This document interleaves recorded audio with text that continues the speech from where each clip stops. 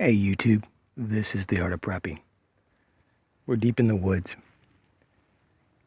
We're doing a scout, looking for some animals. A few times that I've been back here, in this particular location on the property, I've actually been hunted myself, and not really sure exactly what they were, but I do think that they were a type of predator. I don't want to say specifically because it may give a little bit more of an indication of where I live. But I have been stalked on my own property before. So you have to be very careful. Unless you're in bear country or have other predators that can climb, larger tree stumps like this could be an emergency egress location just to get off the floor of the woodland or the forest area or the woods that you're in. You could also climb trees. As you can see in this particular area, there's a lot of new growth, but there are some larger trees that are scattered in between. So if you had to, you could probably find one, try to find a lower hanging branch and lift yourself up. There's been a few times on this particular one that I've almost had to get on top of there because of predator activity in the area.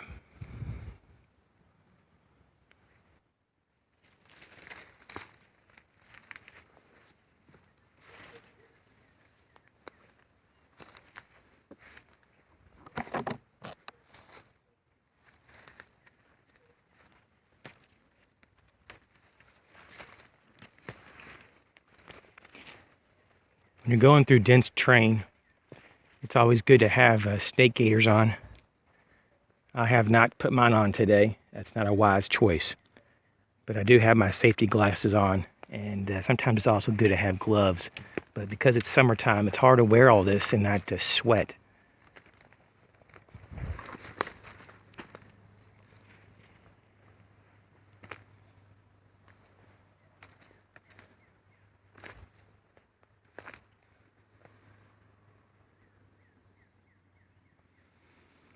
In this particular region of the property, there's some very large drop-offs and sinkholes. As you can see, this is a very small depression in the ground. I'm going to take you to see a larger depression, a pretty large, good-sized sinkhole. Stand by. While we're getting closer to the sinkhole, I wanted to show you that I do mark different areas because of the size of the property.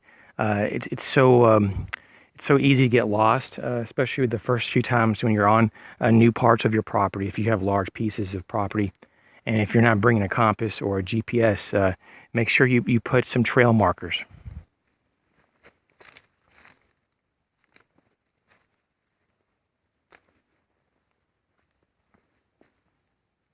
It may not be that easy to see the depth of this, but it just recently rained. But this is a pretty big, well, it's a very large sinkhole. I'd say it is at least 45 to 50 feet wide. It's probably 15 to 18 feet deep. The contrast of the surroundings may make it a little bit hard to see how deep it is, but it's massive. It's pretty massive. I actually have larger sinkholes than this on my property. This is just one of the ones in front of our path here. So let me try to give you better perspective. So the ground goes down, down, down, down, down, down. And the cool thing is that right over here behind this rock, let's see here, yeah, right here, there's a big rock. Underneath of it, there's actually like a cave system, like a spring system. Not so much that water comes out, but water goes in. I think that's part of the main hole for the sinkhole. So I'm kind of zooming out now in terms of this sinkhole.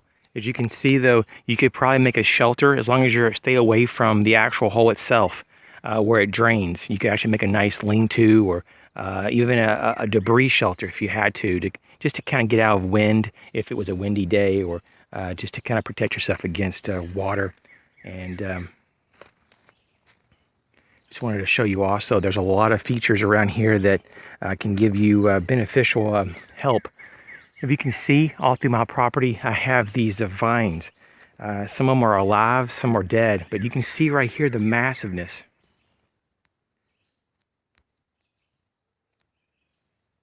of these vines. Some of them are actually hundreds of feet long.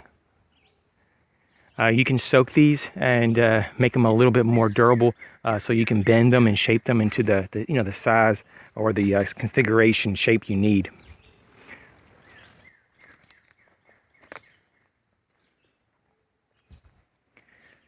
You see there's a lot of downed wood over the years. I guess trees die or they get hit by lightning or storms knock them over.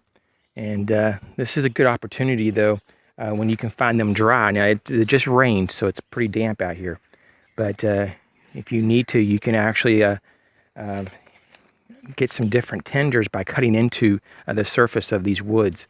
Unfortunately though, it's not the best way to really go. You can, if you have standing like dead wood, let's see here.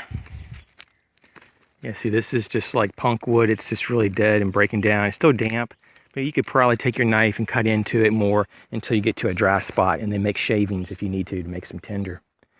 But when these are dried out, these logs and stuff, they do make some good scrapings, and you can definitely make some tinder off of them. So, hey, thanks again for coming along with me. I'm just trekking through the woods. I bring you along this time. Sometimes I don't bring you along, and I stay usually in the same area when I do most of my videos. This is, as you can hear the birds. There's a lot of bird activity off and on right now. It's pretty quiet, but there's just a lot of activity that runs around. I'm kind of making a lot of noise more than usual, just plowing through here, just taking a stroll. But if I take it really quiet and I creep through here, and it can take a few hours to get back here, and not be totally heard, I can be surrounded by wildlife. It's really, really cool. So, yeah, I'm really fortunate and to have this property, and I'm real thankful that this worked out as it did years ago. And I will have to say though, even though I made that video about if I had $10 million, what would I do with it, and I would buy more land, I'd still keep this piece of property though. It's very, very cool. And so sometimes you don't really know, how cool you have it until you have a few years, to really reflect on it. And so I'm definitely reflecting on how cool this is. When I used to, many years ago, live in a very large city, actually a very, very large city. This is stuff that, you just kind of wouldn't even think of, you just wouldn't have this experience.